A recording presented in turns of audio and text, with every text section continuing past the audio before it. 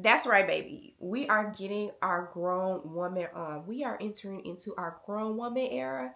And the first thing we need to do to enter into that era is stop oversharing. Telling all our business, like, everybody don't need to know your business.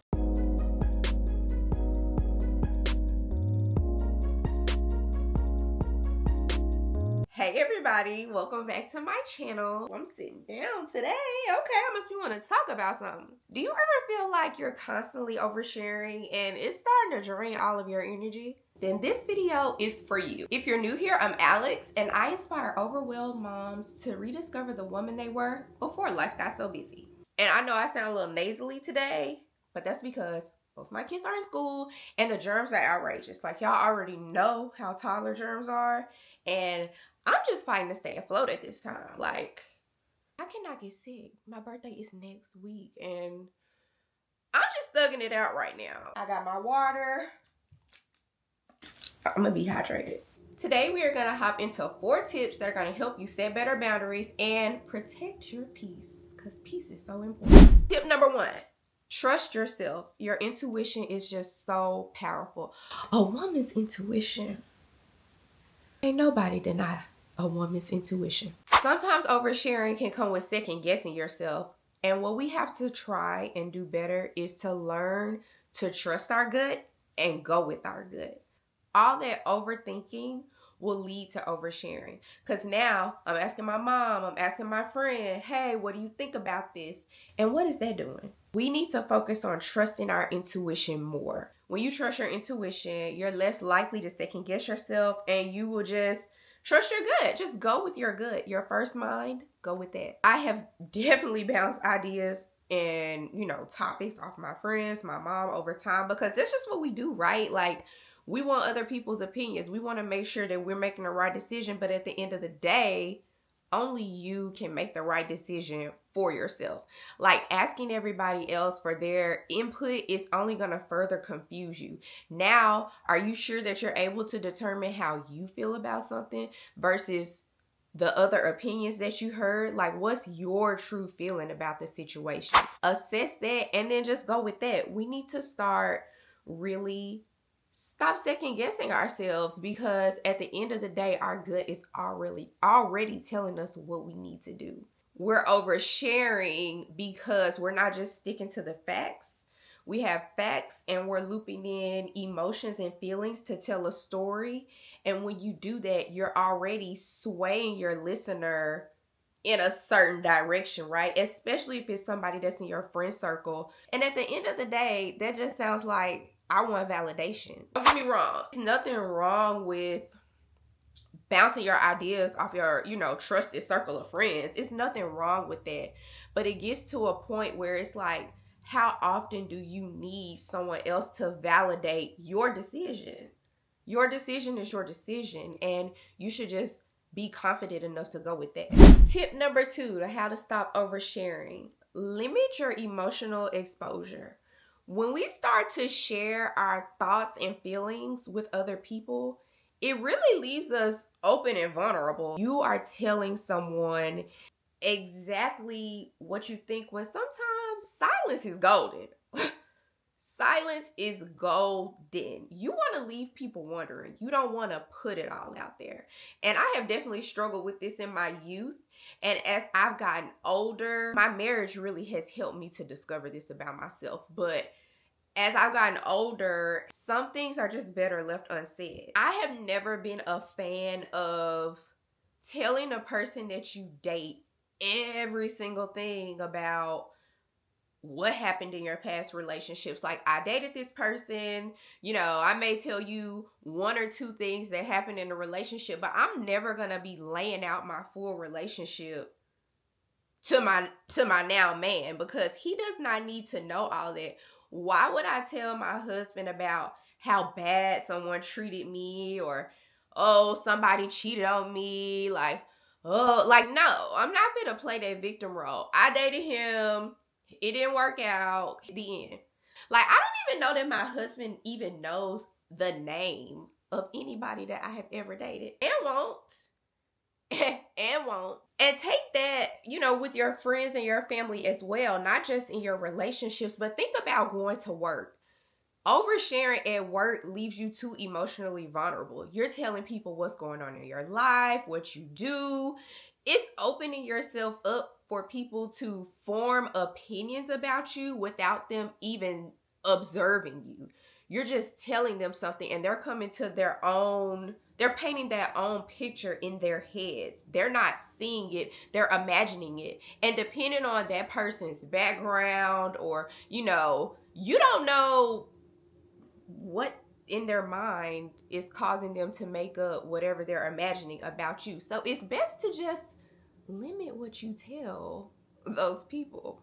So limiting our emotional exposure really just helps us to be less vulnerable, and it closes us off to just so many other opinions. You don't need people's opinions about what you've done and what you're doing. You don't need so many opinions to rule your thoughts. The third tip is reflect before you speak. Pause and evaluate. Now,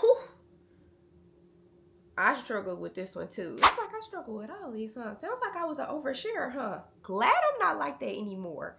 I'm still a work in progress.